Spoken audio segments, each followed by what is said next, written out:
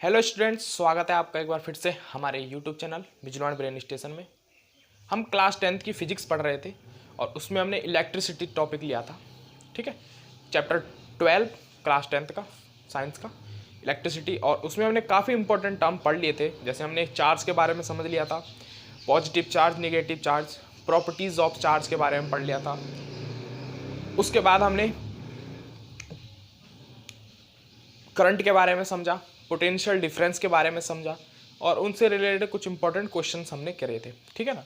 तो आज हम जो डिस्कस करने जा रहे हैं वो मोस्ट इंपॉर्टेंट टॉपिक रह जाता है बोर्ड के हिसाब से, जो 10th बोर्ड के हिसाब से इंपॉर्टेंट टॉपिक है, which is combination of register. तो बच्चों, कॉम्बिनेशन ऑफ रजिस्टर समझने से पहले आपको मेरी प्रीवियस वीडियो जरूर देखनी होगी। उसमें मैंने आपको रजिस्टर के बारे में और ओम्स लॉ के बारे में बताया। ठीक है ना। तो आपको डिस्क्रिप्शन में उसका लिंक मिल जाएगा या आप सर्च कर लीजिए यूट्यूब पे इलेक्ट्रिसिटी विजिलवाड़ ब्रेन स्टेशन, तो आपको पूरी प्ले लिस्ट वहाँ पर मिल जाएगी। ठीक है, तो चलिए शुरू करते हैं आज का ये लेक्चर जो कि है कॉम्बिनेशन ऑफ रजिस्टर। और उससे पहले अगर आप यूट्यूब पे नए हैं, हमारे चैनल पे नए हैं, तो प्लीज़ हमारे चैनल को सब्सक्राइब करना बिल्कुल ना भूलें। तो my name is Ashutosh Bijalwan and this is your beautiful channel Bijalwan brain station. तो चलिए शुरू करते हैं आज का टॉपिक, जिसमें हमने कॉम्बिनेशन ऑफ रजिस्टर के बारे में पढ़ना है। तो बच्चों, पिछली लेक्चर में मैंने रेजिस्टेंस के बारे में बताया था, उसको थोड़ा रिवाइज करा दूं आपको। बच्चों, जो रेजिस्टेंस होता है वो एक ऐसा एलिमेंट समझ लो या एक ऐसा मटेरियल समझ लो जो क्या करता है, करंट को सर्किट में अपोजिंग करने का काम करता है, अपोजिंग प्रॉपर्टी होल्ड करता है। ठीक है ना। तो जिस वजह से क्या होता है, लॉस ऑफ करंट ज़्यादा होता है। ठीक है ना। तो उस रजिस्टर को किस तरीके से हम अरेंज करें सर्किट में, उस रजिस्टर को किस तरीके से अरेंज करें कि हमें मैक्सिमम करंट प्रोवाइड हो, हमें मैक्सिमम करंट मिले, लॉस ऑफ करंट बहुत ही कम हो, तो उसे ही हम कहते हैं कॉम्बिनेशन ऑफ रेजिस्टेंस या कॉम्बिनेशन ऑफ रजिस्टर। रजिस्टर को या रेजिस्टेंस को इस तरीके से अरेंज करना कि जो हमें करंट प्रोवाइड हो रहा है वोल्टेज से, बैटरी वोल्टेज से, वो क्या हो, मैक्सिमम हो, उसमें कोई भी लॉस ऑफ करंट ना हो, हमें मैक्सिमम करंट प्रोवाइड हो। तो चलिए समझते हैं किस तरीके से हम इसको अरेंज करते हैं, क्या इनका प्रोसीजर रहता है। तो बच्चों, सबसे पहले जो हमारे पास आता है कॉम्बिनेशन ऑफ रजिस्टर, आपने स्कूल में पढ़ लिया होगा, फिर भी आपको रिवाइज करेंगे आप यहाँ पे। ठीक है ना। तो कॉम्बिनेशन ऑफ रजिस्टर बच्चों जो हमारे पास है, सबसे पहले होता है सीरीज कॉम्बिनेशन।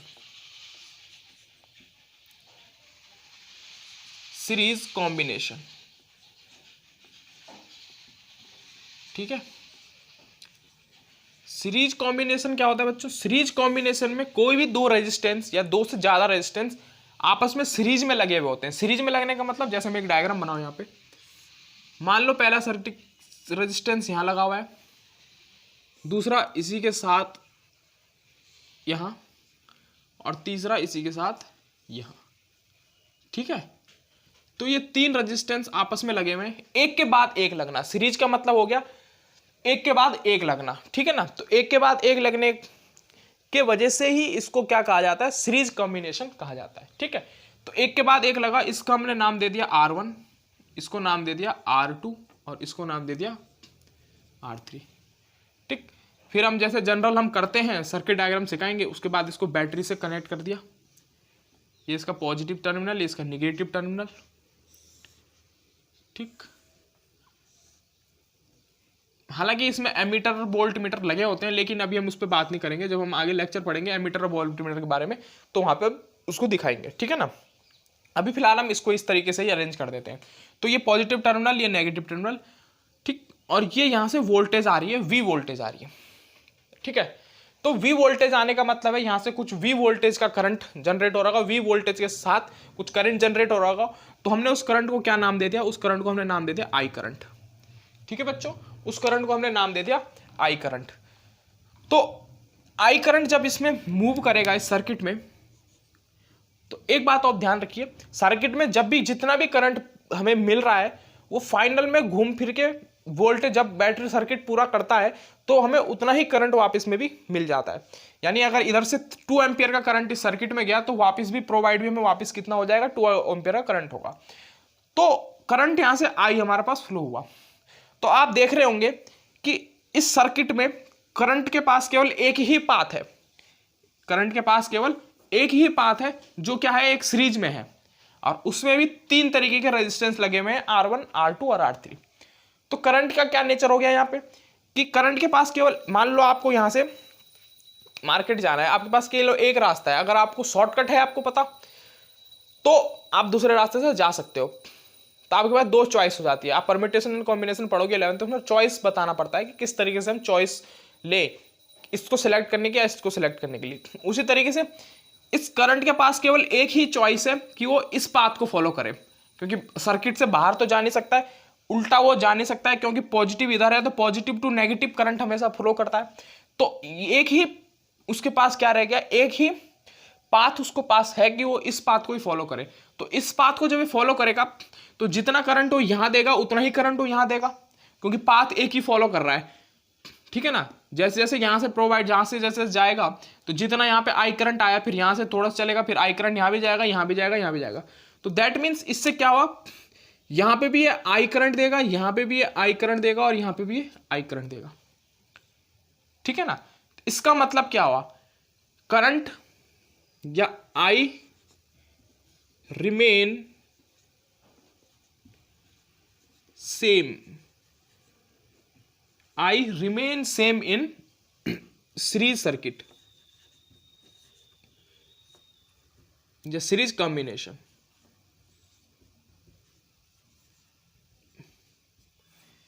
एक पॉइंट ये निकल के आया कि करंट हमेशा क्या होगा, सीरीज कॉम्बिनेशन में सेम होगा, करंट हमेशा सेम होगा, ठीक।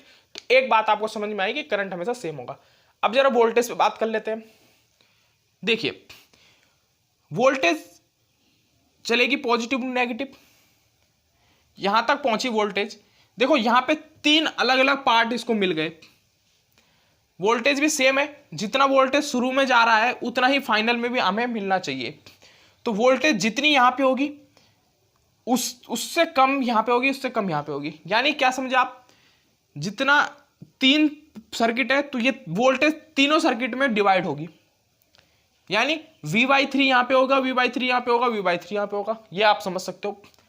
दैट मीन्स जो वोल्टेज यहां पे इसको मिलेगी, R1 रेजिस्टेंस को, इसको मिलेगी V1 वोल्टेज, क्योंकि एक डिफरेंट, क्यों हमें पता नहीं है कि कितने ओम का रेजिस्टेंस है, कितना अपोज कर रहा है करंट का, ये हमें पता नहीं है, ठीक है ना। तो वोल्टेज क्या होगी, हमेशा चेंज होगी सीरीज में, ठीक है ना। तो यहां पे V1 वोल्टेज मिल गई, यहां पे V2 वोल्टेज मिल गई, और यहां पे V3 इसको वोल्टेज मिल गई, ठीक है ना। तो इससे क्या समझे, इस पे एक रिजल्ट निकला कि जो वोल्टेज है, voltage changed, voltage changed in series combination, ठीक है ना। सीरीज कॉम्बिनेशन में क्या हो गया, वोल्टेज हमारी चेंज होगी, ठीक। इतनी बात आपको समझ में आ गई। या फिर इसको लिख सकते हो वोल्टेज रिमेन और voltage change for all registers, या voltage different for all register जो जो इसमें जितने भी होंगे। मान लो 5 होते तो V1 V2 V3 V4 V5 तक इसका होता, ठीक है। ये बात आपको समझ में आ गई, ठीक। तो अब देखें, अगर हम इसका क्या करें, इक्विवेलेंट निकालने की बात करें, तो R इक्विवेलेंट यानी इन तीनों का कॉम्बिनेशन हम कर दें, तो R इक्विवेलेंट हमारे पास क्या निकल के आने वाला है, इसको हम जरा डिस्कस करते हैं, ठीक है। आपने ओम्स लॉ जब अगर पढ़ा है, तो ओम्स लॉ में आपने एक फॉर्मूला हमने पढ़ा था, वो क्या पढ़ा था, V = IR, ठीक है ना।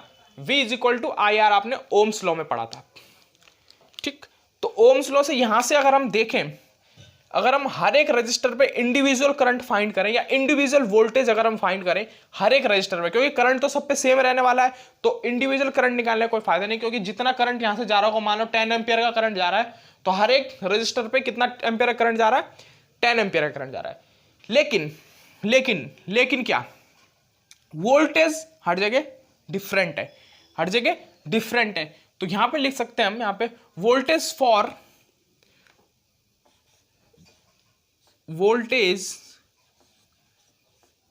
For R1 register. तो यहां पे वोल्टेज क्या हो जाएगी, V1 is equal to I R1, ठीक है ना। Same case voltage for R2 combination, तो यहां पे हो जाएगी हमारे पास V2 is equal to I R2, ठीक। और वोल्टेज फॉर R3 कॉम्बिनेशन, तो V3 is equal to I R3। इतना आपको समझ में आ गया कि तीनों में ही क्या होगा, वोल्टेज डिफरेंट होगा, ठीक है ना। तो तीनों में ही वोल्टेज सेम नहीं होगा और तीनों में ही वोल्टेज क्या होगा, डिफरेंट रहने वाला है, ठीक है। अब इसके बाद एक इंपॉर्टेंट बात आती है, मैंने बताया था कि भाई जितना करंट हम पहले दे रहे हैं उतना ही फाइनल में भी हमें भी वापस बैटरी सर्किट पूरा करने में मिलेगा। यानी यहां से आई करंट हमारा गया, ठीक है ना, तो आएगा भी यहाँ पे जो हमें वापस रिजल्ट आई करंट मिलेगा, ये भी आई करंट ही होगा। सेम इधर से वी वोल्टेज गई तो फाइनल भी हमारे पास आने वाली क्या है, वी वोल्टेज। तो वी वोल्टेज किस तरीके से आएगी, तो हम अगर देखें तो V इज इक्वल टू क्या हो जाएगा, V1 plus V2 plus V3। V1 is equal to V2 plus V3 plus V3, V1 V2 V3, ठीक है ना, सॉरी। तो ये तीनों हमें क्या मिलेगा, फाइनल रिजल्ट मिलेगा। यानी जो कॉम्बिनेशन बन के आएगा वो इन तीनों में वोल्टेज डिवाइड करके हमें मिलेगा वोल्टेज, ठीक। तो इसके बाद क्या होगा, V हमारे पास क्या है, V, अच्छा R इक्विवेलेंट क्या होगा, यहां से देखो R इक्विवेलेंट हमारे पास क्या हो जाएगा, क्योंकि R इक्विवेलेंट हमारे पास इन तीनों का सम, या आप सब जानते हैं, या हम निकालेंगे अभी किस तरीके से आया। तो अगर हम देखें टोटल वोल्टेज क्या होगा, V वोल्टेज होगा I R इक्विवेलेंट, क्योंकि R इक्विवेलेंट क्या है, इन तीनों का कॉम्बिनेशन, इन तीनों रजिस्टर का कॉम्बिनेशन। तो V हो गया हमारे पास, V टोटल हमारे पास क्या हो गया, I इक्विवेलेंट। तो यहां पे हम लिखें इसको, तो ये क्या हो गया, I R equivalent is equal to V1 क्या हो गया हमारे पास, I R1 प्लस V2 हमारे पास क्या हो गया, I R2, और V3 हमारे पास क्या हो गया, I R3।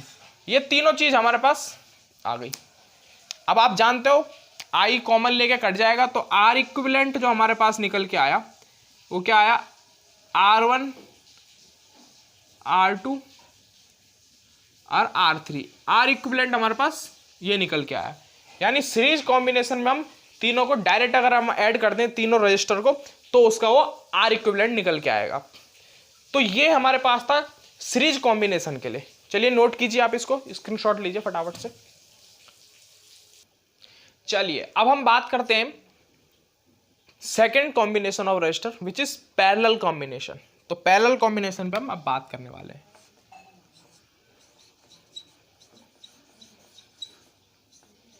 आपने पिछले वाले कॉम्बिनेशन को डिटेल में समझ लिया है, अब हम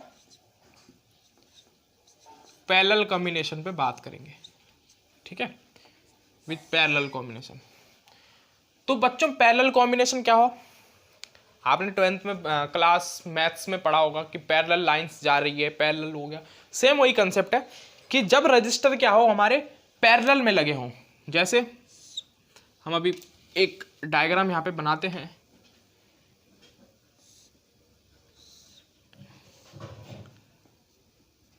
ये हमारे पास R1 रजिस्टर इसका लगा हुआ है, ये हमारे पास R2 रजिस्टर लगा हुआ है, और ये हमारे पास R3 रेजिस्टेंस लगा हुआ है, ठीक है। तीनों रेजिस्टेंस हमारे पास लगे हुए हैं और तीनों ही किस तरीके से हैं, पैरेलल में है, R1 R2 और R3, ठीक है। तो अब इसको सेम उसी केस की तरह एक बैटरी से जोड़ दिया, ये प्लस टर्मिनल, ये माइनस टर्मिनल, वोल्टेज ये V दे रहा है, करंट ये I दे रहा है, इतना आप समझते हैं। अब थोड़ा सा बात करते हैं इस पे बच्चों। जो हमारा पैरेलल कॉम्बिनेशन है ना, इसमें क्या होगा देखें, अगर आप करंट यहां से फ्लो करेगा, यहां तक करंट पहुंच गया। अब करंट के पास क्या हो गई, तीन चॉइस हो गई। देखो करंट या तो इसी डायरेक्शन में जाए, या इस डायरेक्शन में जाए, या इस डायरेक्शन में जाए। तो ऐसा तो होगा नहीं कि केवल इसमें ही फ्लो हो, क्योंकि सभी मेटल की वायर से लगे हों। अगर माना बात ऐसा होता कि R1 रेजिस्टेंस क्या होता, नॉन मेटेलिक वायर होता, तो यहां जाने की प्रोबेबिलिटी इसकी 0 हो जाती, ठीक है ना। लेकिन अब ये तीनों ही मेटल से बने हुए हैं, तो इस करंट को क्या है, करंट का क्या, मेटल क्या होते हैं या कंडक्टर क्या होते हैं जो करंट अपने अंदर फ्लो कराए, इलेक्ट्रिसिटी फ्लो जिनमें हो। तो करंट क्या करेगा, इन तीनों में ही फ्लो होने की कोशिश करेगा, ठीक है ना, क्योंकि देना तो सबको ही है, क्योंकि करंट वापस रिजल्टेंट भी तो करंट का वही आना चाहिए जो इनिशियल में मिला हमें। तो जो करंट यहां से फ्लो होगा, ठीक है ना, जो करंट यहां से फ्लो होगा, इसके पास क्या हो गए, तीन चॉइस हो गई। तीन रेजिस्टेंस है तो तीन चॉइस हमारे पास हो गई। तो यहां इस वाले टर्मिनल यानी R1 रेजिस्टेंस के लिए I/3 करंट फ्लो प्रोवाइड कराएगा ये, R2 रेजिस्टेंस के लिए I/3 जाएगा, और R3 के लिए भी I/3 करंट यहां पे जाएगा। या तो ऐसे समझ लो, या फिर I3 को यानी यहां पे I1 करंट प्रोवाइड हुआ, यहां I2 करंट प्रोवाइड हुआ, यहां I3 करंट प्रोवाइड हुआ, यानी डिस्ट्रीब्यूट हो गया करंट, डिस्ट्रीब्यूशन हो गया करंट का, क्योंकि पाथ तीन मिल गए। हमें किसी जगह जाना है, हमारे पास उसके तीन रास्ते हैं। सबसे पहला छोटा रास्ता है, बीच वाला थोड़ा और छोटा है, सबसे लास्ट वाला सबसे बड़ा रास्ता है। तो हम सबसे छोटे को चॉइस करेंगे। तो प्रोबेबिलिटी तो हमारे पास है ना तीनों की, लेकिन अगर तीनों पाथ में हमारे पास डिफरेंट डिफरेंट शॉप में जाना है, और डिफरेंट डिफरेंट शॉप तीनों अलग अलग पाथ में है, तो हमें तीनों पाथ कवर करने पड़ेंगे। तो इसीलिए तीनों में करंट फ्लो हुआ, और डिफरेंट डिफरेंट करंट फ्लो हुआ। तो इसका मतलब क्या हुआ, जो करंट है I is not same in parallel combination.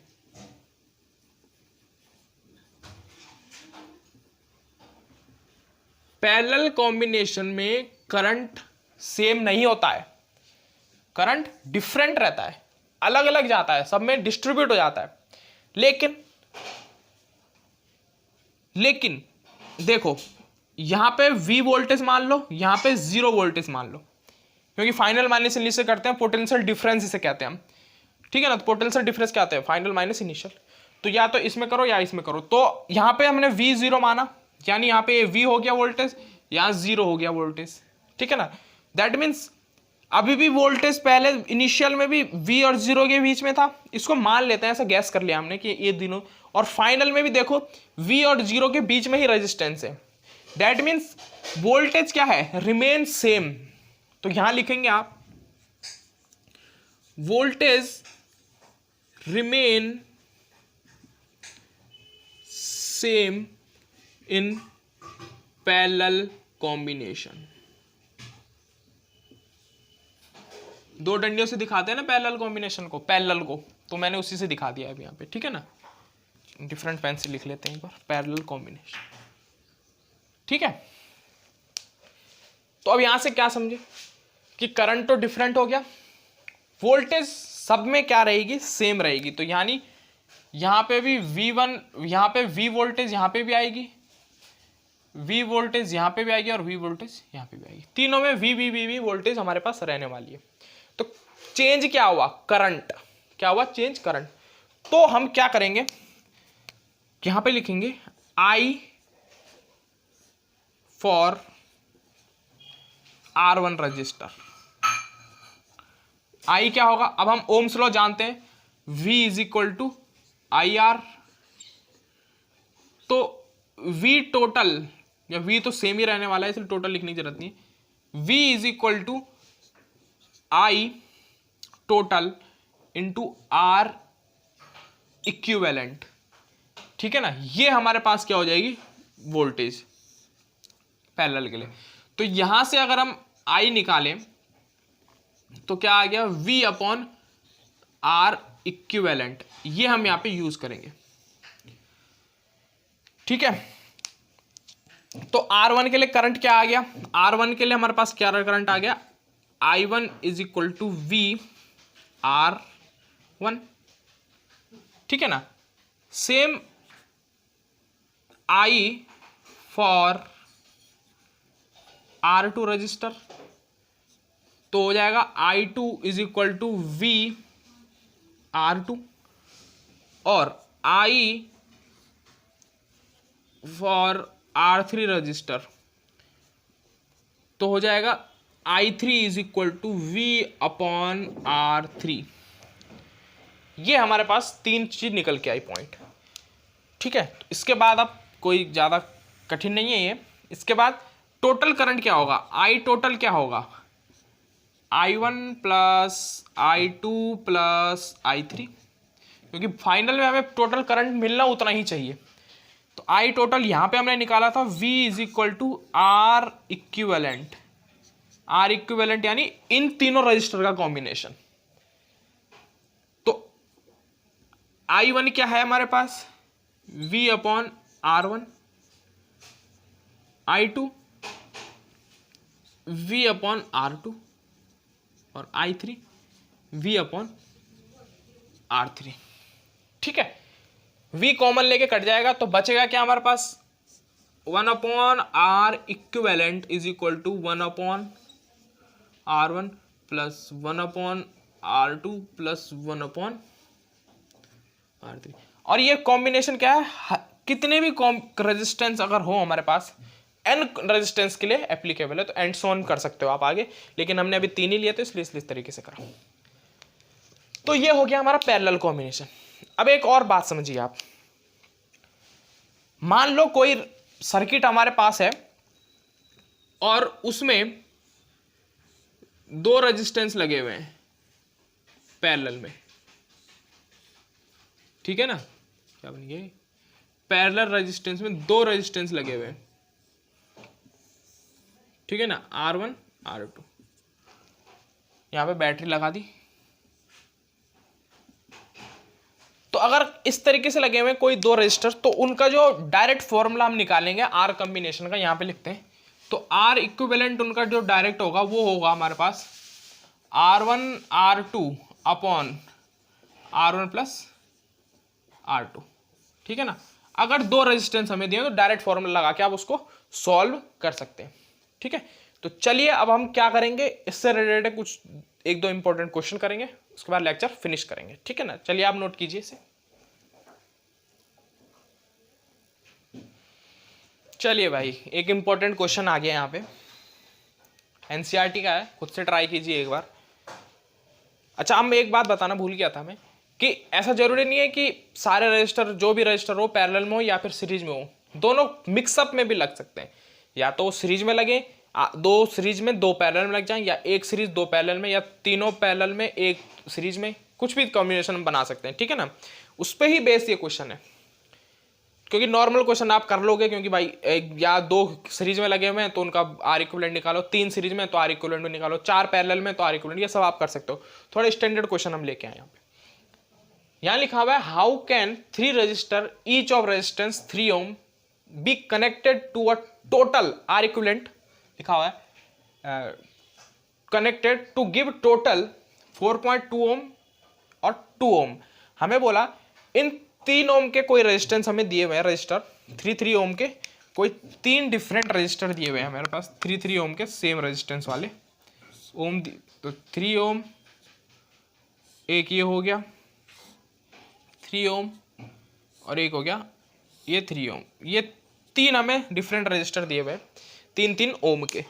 अब हमें कहा गया कि इनको इस तरीके से अरेंज करो कि इनका टोटल जो आर इक्विवेलेंट निकलेगा वो 4.5 आना चाहिए और एक दूसरा 2 ओम आना चाहिए। तो चलिए क्या करें, पहले सीरीज में जोड़ लें एक बार पूरा। तो चलिए एक बार देखते हैं, फॉर सीरीज में लिखें, अगर इनको तीनों को सीरीज में जोड़ें तो कुछ इस तरीके से दिखेंगे। ठीक है ना, यहाँ से बैटरी लगा दी,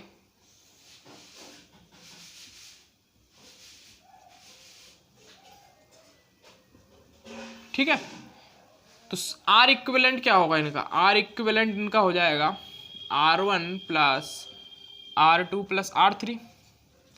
तो यहाँ पे हो गया 3 ओम प्लस 3 ओम प्लस 3 ओम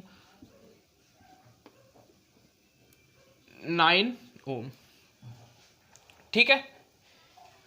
तो ये तो नहीं आया, देखो एक बार चलो पैरेलल पे करते हैं, फॉर पैरेलल। तो पैरेलल में क्या होंगे, एक यहाँ पे हो गया, एक यहाँ पे हो गया और एक यहाँ पे हो गया, 3 ओम 3 ओम 3 ओम। तो क्या हो जाएगा 1 अपॉन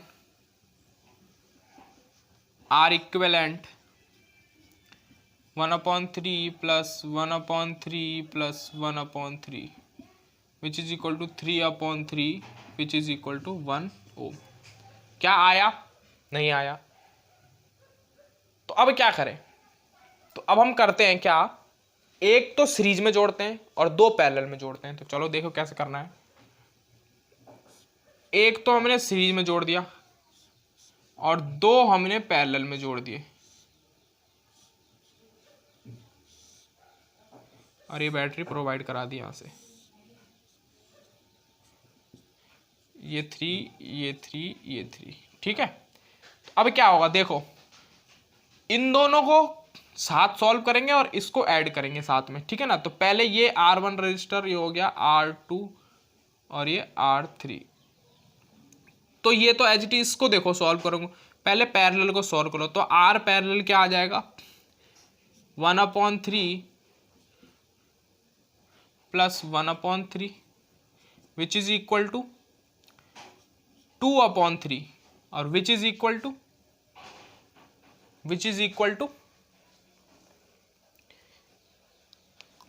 समझ रहे हो बात को, विच इज इक्वल टू आ जाएगा हमारे पास 1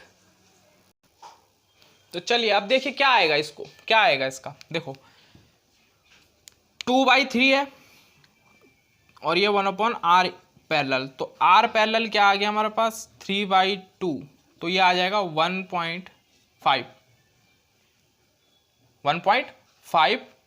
ओम, ठीक है।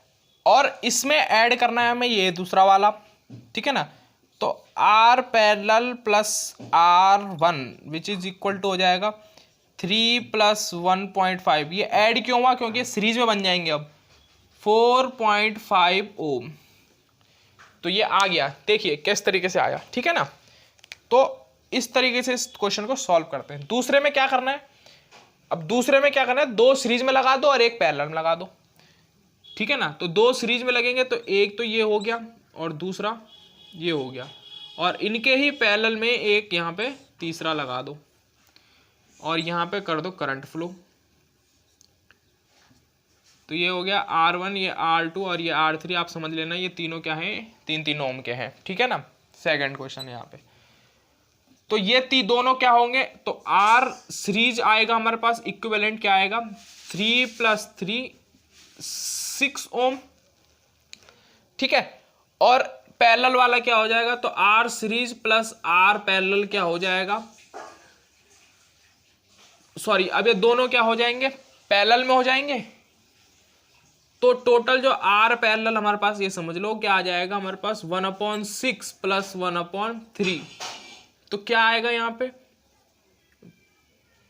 2 प्लस 1/6, 1 अपॉन पैरेलल है ये, तो 1 अपॉन R पैरेलल हमारे पास क्या आ गया 3/6 1/2। तो R पैरेलल आ गया 2 ओम, R पैरेलल आ गया 2 ओम, ठीक है। तो इस तरीके से इस क्वेश्चन को हमें सॉल्व करना था। तो लेक्चर काफ़ी बड़ा हो गया है, डिटेल में सभी चीज़ को समझाया गया है। क्वेश्चन के लिए हम अलग एक लेक्चर पूरा लेके आएंगे, जिसमें 30-40 मिनट 35 मिनट का एक लेक्चर होगा, जिसमें सभी तरीके के क्वेश्चन हम करेंगे सभी कंसेप्ट पे। तो आज हमने क्या पढ़ा, सीरीज कॉम्बिनेशन और पैरेलल कॉम्बिनेशन के बारे में पढ़ा। कॉम्बिनेशन ऑफ रजिस्टर के बारे में पढ़ा, ठीक है ना। उसके इंपॉर्टेंट फैक्ट करें और एक कंबाइंड क्वेश्चन हमने उसके लिए कर दिया जिसमें आपके सभी कॉन्सेप्ट क्लियर हो गए होंगे इस रिलेटेड, ठीक है ना। तो मिलते हैं मेरी ऐसी ही इंटरेस्टिंग नई वीडियो के साथ, तब तक के लिए धन्यवाद। और अगर आप हमारे चैनल पे नए हैं तो प्लीज़ इस चैनल को सब्सक्राइब करना ना भूलें, क्योंकि इस चैनल पे आपको अच्छे से अच्छा कंटेंट हम प्रोवाइड करा रहे हैं। तो मिलते हैं नेक्स्ट वीडियो में, तब तक के लिए धन्यवाद।